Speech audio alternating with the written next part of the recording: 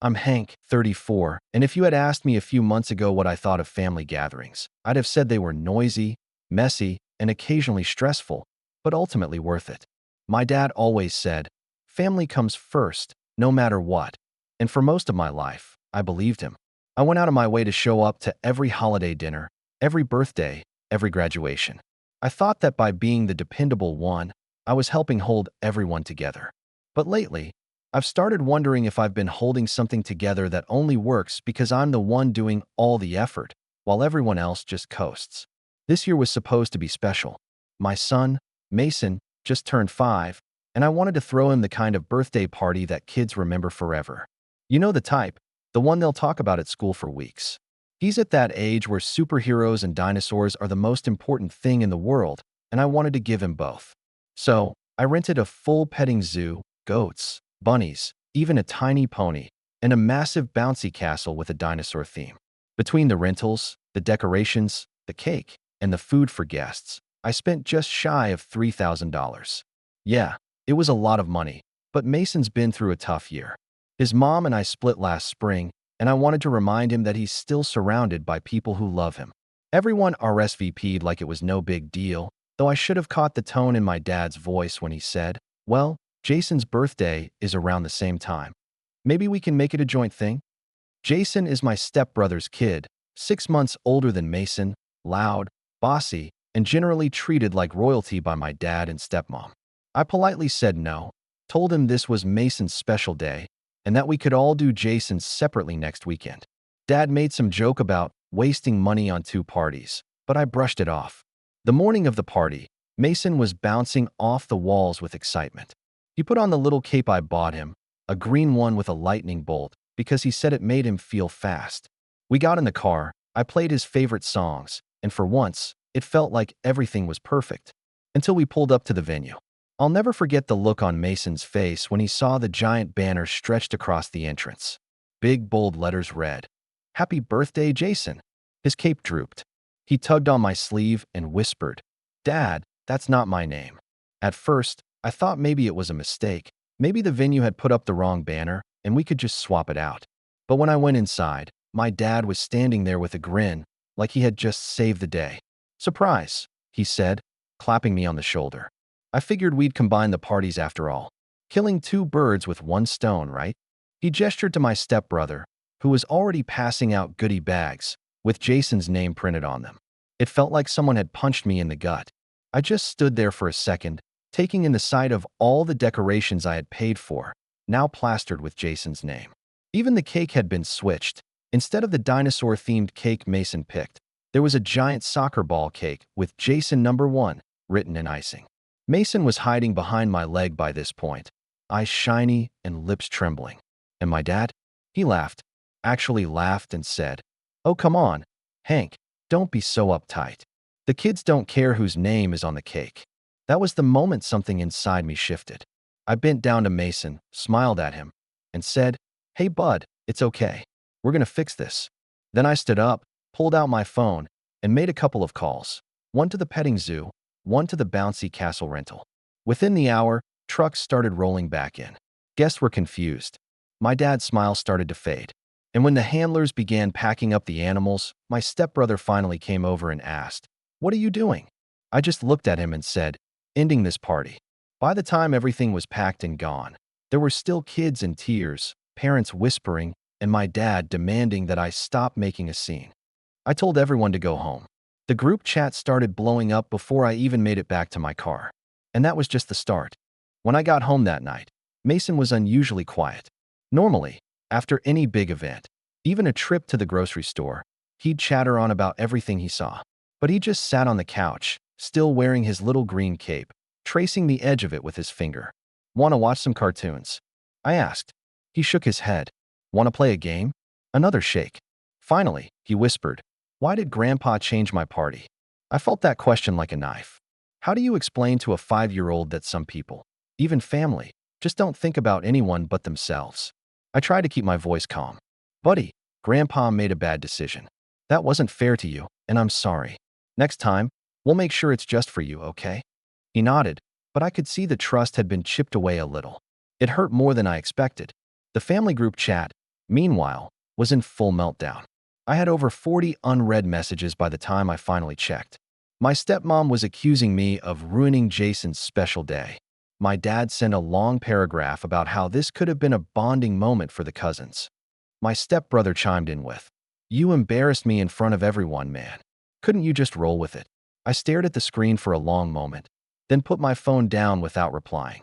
The next morning, I woke up to a voicemail from my dad. "Hank, we need to talk. I don't know what's gotten into you lately, but you overreacted yesterday. Jason was so upset after you shut everything down, and now your stepmom doesn't even want to host Easter this year. You need to apologize so we can put this behind us." I didn't call back. Instead, I took Mason out for pancakes and spent the morning with him, just us two. He seemed to perk up as the day went on, but I couldn't shake the heaviness in my chest. Over the next week, the passive-aggressive comments ramped up. Little digs in the group chat like, "Some people don't know how to share, and kids learn from their parents, good or bad." At one point, my dad sent me a link to a parenting article about overprotective fathers with a thumbs-up emoji. I started muting the chat. Then came the kicker. My dad called me one evening to invite us to Jason's makeup party. Apparently, because I had ruined the first one, they were planning a new one at my dad's house. And, wait for it, they expected me to cover half the cost since you already budgeted for it. I laughed. I actually laughed out loud. "You're serious?" I said. "Hank, it's only fair," he replied. "You canceled everything at the last minute. This way the kids still get to celebrate together." "Dad, Mason doesn't want to celebrate with Jason right now. He's still upset. And I'm not paying for a party that's not even for him." My dad sighed like I was being unreasonable. "You're being stubborn. Family is about compromise." "Funny," I said, "because nobody compromised when you turned Mason's party into Jason's." That ended the call, but it didn't end the drama. A few days later, I went to drop Mason off at my dad's house because it was his weekend to watch him. My stepmom met me at the door, arms crossed, and said, "You know, Mason should learn how to share. Jason was so excited about those animals." I bit my tongue. "He'll be fine," I said, keeping my tone neutral. When I came back Sunday night to pick him up, Mason seemed unusually quiet again. On the drive home, I asked what was wrong, and he finally blurted, "Grandpa said you were mean. He said you ruined Jason's day and that you need to say sorry." I gripped the steering wheel tighter. "He said that to you?" Mason nodded. That was the moment the hurt turned into anger. Not the loud, shouting kind, the cold kind. The kind that starts making plans. Over the next couple of weeks, the tension just kept building. My dad started leaving me voicemails saying things like, "Mason won't be welcome here until you apologize." My stepbrother posted a photo of Jason with the caption, "Real birthday boy," and tagged half the family, as if to rub it in. My aunt even texted me privately to say I should just be the bigger person. But the thing that really pushed me over the edge happened 2 Saturdays later. I had taken Mason to the park, and we ran into my stepbrother and Jason by coincidence. Jason marched right up to Mason, smirked, and said, "That was my party. Grandpa said so." Then he pushed Mason's shoulder and ran off laughing. Mason didn't cry this time. He just looked up at me with this expression I can't even describe, like he was asking if it was true. That night, I sat at my kitchen table long after Mason went to bed, staring at the contract from the petting zoo company, the receipts, the photos I had taken before the decorations got switched out. Something in me clicked. This wasn't just about a birthday party anymore. And that's when I decided I wasn't going to just sit back and take it. The following week, I thought maybe, just maybe, things would start cooling down. The group chat had gone oddly silent, which I naively took as a sign that people were moving on. Mason seemed happier again, even talking about his favorite dinosaur toys without mentioning the party, and I let myself believe that maybe we were turning a corner. Then Saturday morning hit. I was making breakfast when my phone buzzed with a message from my aunt. "Hey, sorry about today. I had no idea they were planning this." Confused, I sent back, "Planning what?" No reply. About an hour later, my cousin sent me a photo on Snapchat. It was a picture of Jason blowing out candles at my dad's house. Behind him, I could see the exact same petting zoo handlers, the same bouncy castle I had rented just 2 weeks ago. My banner, the one that had said "Happy Birthday Mason" before they switched it, was hanging again, except this time the Mason had been covered with paper and hand-drawn letters spelling Jason. My stomach dropped. I called my dad immediately. He picked up on the second ring, sounding cheerful. "Hey, Hank, are you throwing Jason another party at your house right now?" I asked, my voice already shaking. "Well, yeah," he said, like it was the most natural thing in the world. "We didn't want him to feel left out after what happened last time, so we decided to redo it, properly this time. With the stuff I paid for." My dad paused. "Well, technically you canceled, so the company had an opening. Your stepmom just rebooked it. It's not a big deal. We even got a discount since they were already familiar with the setup." I had to sit down. "Dad, are you hearing yourself right now? You took Mason's party, again, and turned it into Jason's, behind my back." "Hank," he said, with that exasperated tone he uses when he thinks I'm being dramatic. "It's just a party. You're making this about you, and it's not. It's about the kids." Mason wasn't even invited, was he? He hesitated. That was all the answer I needed. I hung up before he could say anything else. For the rest of the day, I tried to keep it together for Mason's sake.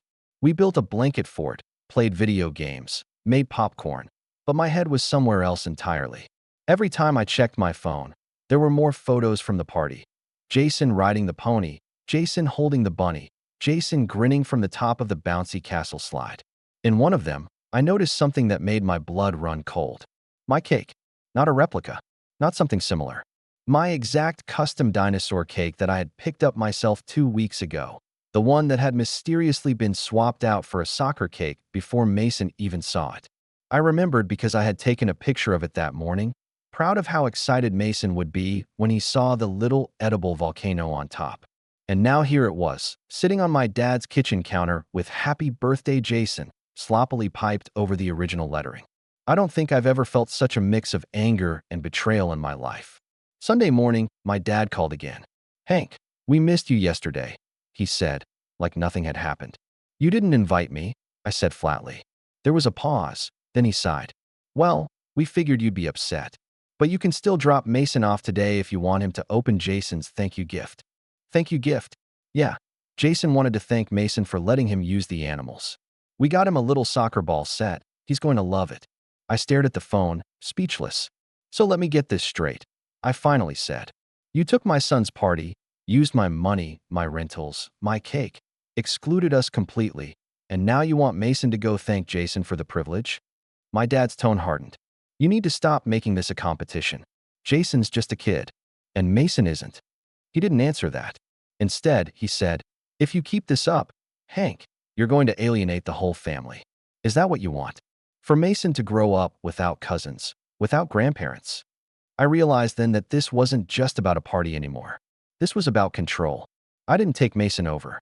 That afternoon, my stepbrother sent me a text that just said, "Grow up, man." Then a photo came through, Mason's cape. The same one he wore to the first party. Jason was wearing it in the photo, grinning, holding up 2 fingers like he was the champion of something. Mason saw it over my shoulder and asked softly, "Why does Jason have my cape?" I didn't have an answer for him. That night, after I put Mason to bed, I sat in the dark living room staring at that photo until my phone went to sleep. Something inside me had snapped. This wasn't just disrespect anymore, it was cruelty. And I realized something else. They weren't going to stop. The following week was a blur. I woke up every morning with a knot in my chest, went to work, went through the motions, and came home drained. Mason seemed to notice. Kids always notice, but I tried to keep my sadness hidden from him. I forced myself to smile when he showed me the dinosaur drawings he'd made, laughed when he told me about the funny thing his teacher said at school. But at night, after he was asleep, I'd sit in the kitchen with the light off, just staring at the glow of my phone screen, reading and rereading the messages from my dad, my stepmom, my stepbrother. It was amazing how quickly the narrative had shifted. In the family group chat, I had gone from the dependable one to the problem. My stepmom even posted a long paragraph about forgiveness and how holding grudges hurts children. Several relatives liked it, as if that was the end of the discussion. Nobody asked me why I was upset. Nobody asked Mason how he felt. What broke me was when Mason asked if we could go over to Grandpa's house, just to see the animals again. He thought they still might be there. I told him gently that the animals had gone home. "Will Grandpa let us have a party next year?" he asked. It felt like a punch in the gut. "Buddy," I said carefully, "next year, we'll have your party somewhere just for you. No sharing." He looked unconvinced, and in that moment I realized that if I didn't put a stop to this now, he was going to grow up thinking this treatment was normal, thinking it was okay for someone to take what's his and laugh about it. The following weekend, Mason was supposed to go to my dad's for his regular visit.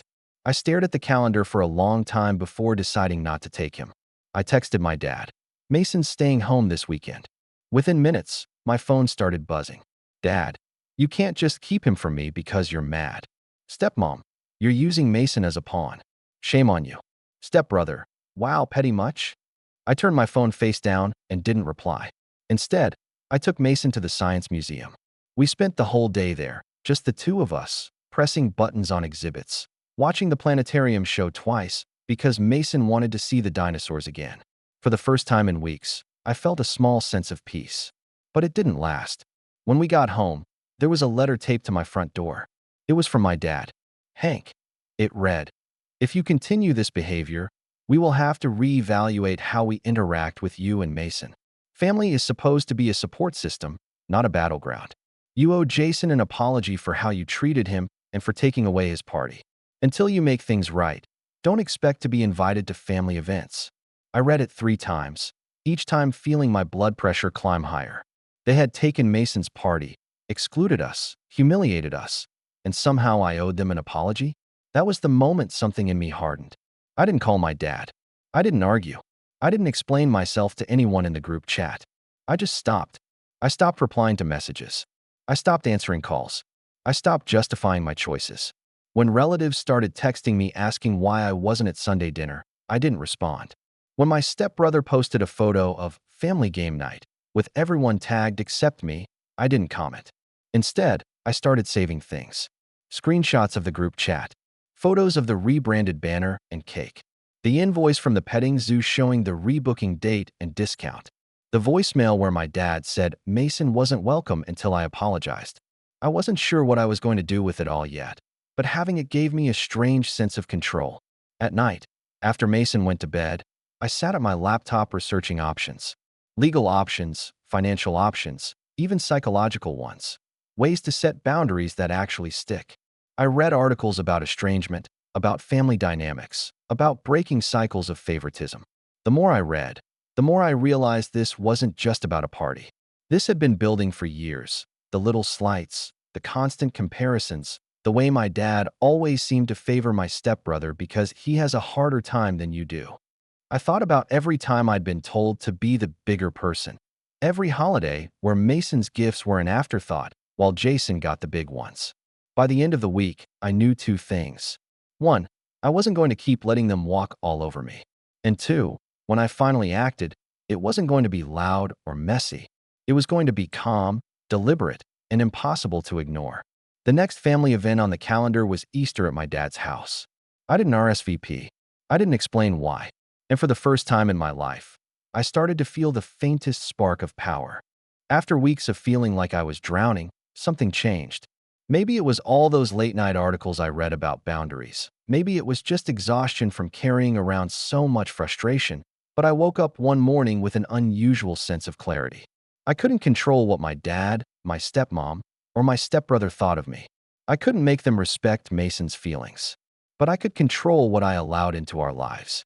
And so I started small. I called the Science Museum and bought a membership. Then I did the same for the zoo, the aquarium, even the little kids' gym across town that Mason had always wanted to try. Every weekend, we went somewhere new. Instead of sitting around waiting for the phone to buzz with some family obligation, we were out in the world, making our own memories. Mason lit up in a way I hadn't seen in months. He stopped asking when we'd see Grandpa. He started telling me which exhibits he wanted to go back to, which animals he wanted to visit again. It was like watching a weight slowly lift off his tiny shoulders. I also started taking better care of myself. I hadn't realized how much energy I had been burning just trying to keep the peace. With that burden gone, I found myself cooking real meals again, going for runs after Mason's bedtime, even reconnecting with some old friends I hadn't seen since before the divorce. One night, a buddy invited me to a trivia night at a local bar, and for the first time in ages, I said yes. Life started to feel bigger, fuller, like Mason and I were living in color again instead of just gray. At work, something similar happened. I'd been dragging through my days for months. doing just enough to keep things from falling apart.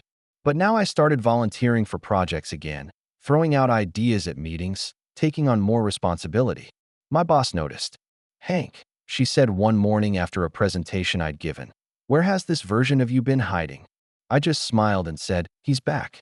Within a month, I was offered a small promotion, nothing flashy, but enough to give me a little bump in pay and a lot more say in how my team operated. For the first time in a long while, I felt like I had some real forward momentum. Meanwhile, my silence seemed to be driving my family crazy.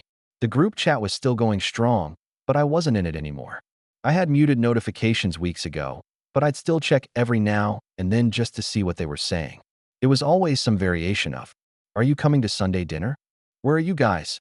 Jason misses Mason." Then, after Easter passed without me showing up, the messages started getting sharper. "So this is it, huh? You're just done with the family. You're punishing Mason by keeping him away. You think you're better than us now?" I didn't reply. Instead, I started redirecting my focus towards something else, something long overdue. I'd been slowly gathering every document I could find. The receipts, the photos, the voice messages, even the letter my dad taped to my door. I kept them organized in a folder on my laptop. I didn't know what I was going to do with them yet, but I knew that when the time came, I wanted to be ready. And that time was coming sooner than I thought. One Friday afternoon, I got an email from my stepbrother. Not a text, an actual email, with the subject line, "Important." Inside it read, "Dad says you need to come to Jason's school fundraiser next weekend. He's counting on you to cover the entertainment since you already have the contacts. Don't make this difficult." I stared at the screen, my jaw tightening. Not only had they not apologized for what happened, they were now assuming I'd foot the bill for another event entirely, as if my money and effort were some kind of family resource to be allocated at will. Instead of replying, I forwarded the email to my personal folder and closed my laptop. Later that night, I started calling around. Not to rent anything, not yet, but to get quotes, to see what it would take to throw a party that no one could hijack. Something big enough to make a statement. Mason was sitting at the table coloring while I made the calls. When I hung up, he looked up and asked, "Are we going to have another party?" "Yeah, buddy," I said, smiling. "We are. And this time, it's going to be perfect." Over the next few weeks, I kept working quietly behind the scenes. Every time my phone buzzed with a message from my dad or stepmom, I felt calmer than I had in months. They could send all the guilt trips they wanted. I was building something they couldn't touch. It wasn't just about a party anymore. It was about showing Mason that we didn't have to settle for being treated like second-class family members. We could create our own joy on our own terms. By the time spring turned into summer, I was ready. And when the next big family gathering rolled around, a combined barbecue for my dad's birthday and Father's Day, I knew exactly what I was going to do. By the time that combined barbecue came around, I wasn't just emotionally ready. I was prepared in every practical way too. I had spent weeks lining up vendors, scoping out venues, and carefully choosing dates. Every decision was made with two things in mind: making the day unforgettable for Mason and making sure there was absolutely no way my family could co-opt it. But before I could set my plan in motion, something happened that nearly made me lose my cool. 2 days before the barbecue, I got a call from the petting zoo company, the same one I'd originally hired. The owner, who remembered me well, said, "Hank, I thought you'd want to know. Your stepmom just tried to book us for the same day you requested for your next event.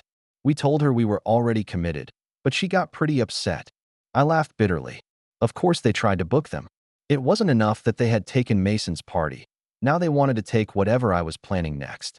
I thanked the owner for the heads up and confirmed all the details for my own reservation. Then, just to be sure, I put down an additional deposit to lock everything in airtight. It was oddly satisfying to know that for once, they couldn't override me. The day of the barbecue, I decided to show up, but not empty-handed. Mason and I arrived a little late on purpose, just enough to make an entrance. My dad was already manning the grill, my stepmom fluttering around with drinks, my stepbrother tossing a football with Jason. When they saw me, the entire yard went quiet for a moment. "Well, look who decided to show up," my dad said, flipping a burger. I smiled calmly. Figured we'd drop by for a bit. My stepmom gave me a tight-lipped look. "So you were talking to us again?" I didn't answer her. Instead, I set down the gift I'd brought, a bottle of my dad's favorite whiskey, and let Mason run off to play. It was strange being back there after months of absence. The house felt smaller somehow, the conversations louder. People kept trying to bait me into talking about the incident, as they had apparently started calling it, but I refused to engage. Every time someone mentioned it, I'd just nod and change the subject. Inside, though, I was more focused than ever. Over the next hour, I quietly observed everything. The way my dad deferred to my stepbrother about what games to play, the way Jason strutted around like he owned the place, the way my stepmom barely acknowledged Mason unless he came to her directly. At one point, Mason came running over, clutching his little dinosaur toy. "Dad, Jason says this is his now." I looked at Jason, who just shrugged. "Grandpa said we should share."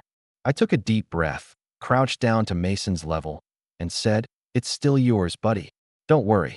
Then I stood up, gave Jason a long, calm look, and said nothing. That silence said more than yelling ever could have. When we finally left, my dad called after me. "Don't be a stranger. We've got Jason's birthday coming up. Maybe this year we can do something together." I smiled faintly. "Yeah, maybe." But in my head, I knew the only thing we'd be doing together was watching my plan unfold. Over the next few weeks, I finalized everything. The first thing I did was secure a venue that my family had no access to, a private park that required advance reservations and had strict guest lists. No walk-ins, no. Oh, we just happened to be in the area. I booked it for a full day, so there would be no overlap with anyone else's events. Then I called the entertainment vendors, not just the petting zoo and bouncy castle, but a magician Mason loved, a food truck that made custom pizzas, and even a small local band that played kids' songs. The more I planned, the more excited I got. For once, I wasn't planning something out of obligation. I was planning something that was 100% on my terms. While I was working on the logistics, I also started quietly pulling back from every shared responsibility my family had roped me into over the years. I closed the shared streaming account that I'd been paying for. I canceled the yard service subscription that I'd been covering for Dad's birthday. I even called my bank and removed my name from a joint emergency fund my dad had set up years ago, where I was the primary contributor. The text came flying in almost immediately. "Why can't I log into Netflix? Did you cancel the yard service? Dad said you pulled your money from the account. What's going on?" I didn't answer. Instead, I funneled all that extra money and energy into making Mason's upcoming birthday something extraordinary. One night, after Mason had gone to bed, I sat at the kitchen table with my laptop and looked at the guest list one last time. No stepmom, no stepbrother, no Jason. Just the people who had actually shown up for Mason over the past year. My aunt who always brought him little art supplies, my old college friend whose kid played so well with him, a couple of neighbors whose kids Mason adored. It wasn't a big list, but it was the right list. When I hit send on the final round of invitations, I felt something settle inside me. This wasn't just about revenge anymore. It was about rewriting the rules for how Mason and I would live going forward. Still, a part of me couldn't help but smile at the thought of what my family's faces would look like when they realized what I'd done. And if my stepbrother's latest message, "So, you're paying for Jason's party this year, right?" was any indication, they were in for quite the surprise. Mason's birthday rolled around on a warm Saturday in late summer. The sky was perfectly clear, the kind of blue you only get after a night of rain. I woke up early, made pancakes in the shape of dinosaurs, and helped Mason put on a brand new cape, a bright blue one this time, with a gold lightning bolt. He looked in the mirror and grinned. "Today's my day, right?" he asked. "Today's all yours, buddy," I said. And for the first time, I meant it without any hesitation. We got to the private park an hour before everyone else, so Mason could explore. He ran through the grass, climbed the little wooden bridge over the pond, and gasped when he saw the pony trailer pulling up. "They're here! They're here!" he shouted, bouncing up and down. As the vendors set up, I couldn't help but think back to that first party, the way my dad had stood there grinning, proud of himself for killing two birds with one stone. I felt a flicker of anger, but it passed quickly. This time, there was no banner with the wrong name, no stepbrother passing out goodie bags. This was ours. Guests started arriving right on time. My aunt brought a stack of coloring books. My neighbor brought a cooler of homemade lemonade. Mason's friends from school came running up, squealing when they saw the bouncy castle. Within half an hour, the park was full of kids laughing, parents chatting, and music playing from the little band I'd hired. Everything was perfect. Well, Almost everything. About 20 minutes into the party, my phone started buzzing. First it was my stepmom, then my dad, then my stepbrother. I ignored them at first, but the messages kept coming. Where are you? Jason's crying because he thought you'd be here. You're ruining another family event. I put my phone back in my pocket and went to watch Mason feed carrots to the pony. But then, about an hour later, I noticed a familiar car pulling up to the gate of the park. My dad's. I had anticipated this. That's why I'd left strict instructions with the park staff about the guest list. Sure enough, the attendant stopped them at the entrance. From where I stood, I could see my dad get out of the car, stepmom in tow, and start gesturing angrily. After a few minutes, the attendant came over to me. "Sir," he said politely, "there are a couple insisting they were invited, but they're not on the list. Do you want to make an exception?" I looked over at the gate. My dad was standing there with his arms crossed, his face already red. Jason was in the back seat, craning his neck to see past the gate. "No," I said calmly. "They're not guests today." The attendant nodded and walked back to deliver the message. I watched from a distance as my stepmom's face went from shock to fury.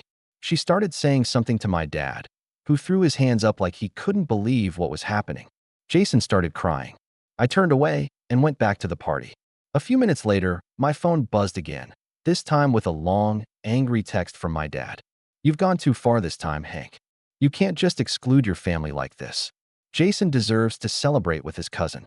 We're coming in whether you like it or not." I read the message, then handed my phone to the park attendant. "If they try to come in, call security," I said. From that point on, I didn't look back at the gate. Instead, I focused on Mason. We played games. We watched the magician make coins disappear. We ate custom pizzas from the food truck and finished the day with a cake that had Mason's name front and center, just like it was supposed to the first time. When everyone sang happy birthday, Mason beamed so wide I thought his cheeks might burst. As the sun started to set and the party wound down, I sat on the grass watching Mason run around with his friends, his cape fluttering behind him. For the first time in months, I felt completely at peace. But I wasn't done yet. After the last guest left, I packed up what was left of the cake and put Mason in the car. Then I drove straight to my dad's house. When I pulled into the driveway, my dad was sitting on the porch, arms crossed, waiting. My stepmom stood behind him, looking like she'd just bitten into a lemon. Jason was inside. I could hear him through the screen door, complaining loudly about missing the party. I got out of the car, holding the box with the leftover cake, and walked up to the porch. "You really did it," my dad said, shaking his head. "You shut us out." "I protected my son," I said quietly. "That wasn't protection, Hank. That was punishment." I set the cake box on the porch railing and met his eyes. "No, Dad. What you did to Mason was punishment. This was a boundary." My stepmom scoffed. "You think you're so righteous. You humiliated Jason today." I turned to her, still calm. "You humiliated Mason months ago. You turned his party into someone else's and then expected him to be grateful. You excluded him from the makeup party. You let your son wear his cape and brag about it. I'm done pretending that's okay." My dad opened his mouth to argue, but I held up a hand. "This is how it's going to be from now on," I said. "If you want to be part of Mason's life, you respect him. You respect me. No more surprises, no more joint parties, no more guilt trips. If that's too much for you, then stay out of our lives." The porch went silent. My dad looked at me like he was seeing me for the first time. "You've changed," he said finally.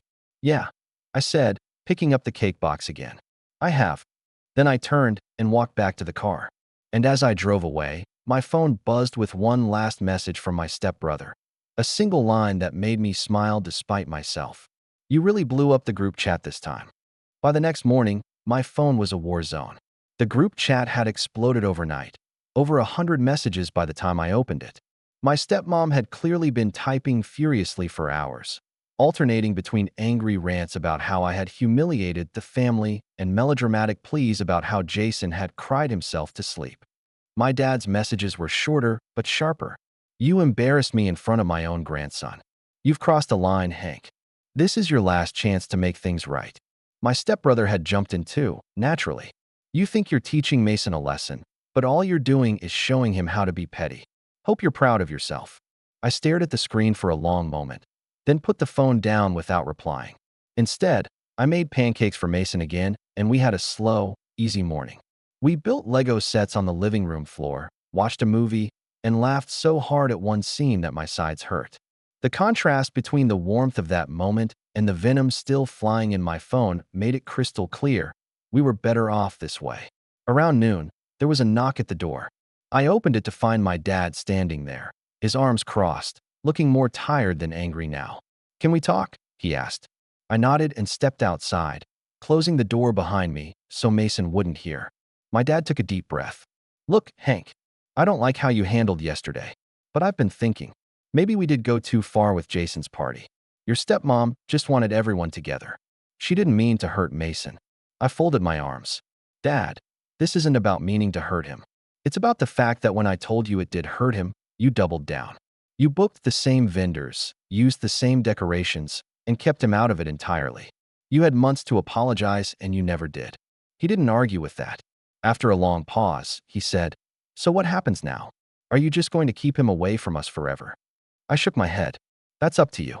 If you can respect boundaries, no joint parties without asking, no using my money for someone else's kid, no bad-mouthing me or Mason to his face, then yes, you can be part of his life. If you can't, then no." For the first time in months, my dad didn't look defiant. He just looked tired. "I'll talk to your stepmom," he said finally. "We'll figure it out." That was the first crack in the wall. Over the next few days, the tone in the group chat shifted. The angry rants from my stepmom stopped. My stepbrother went quiet.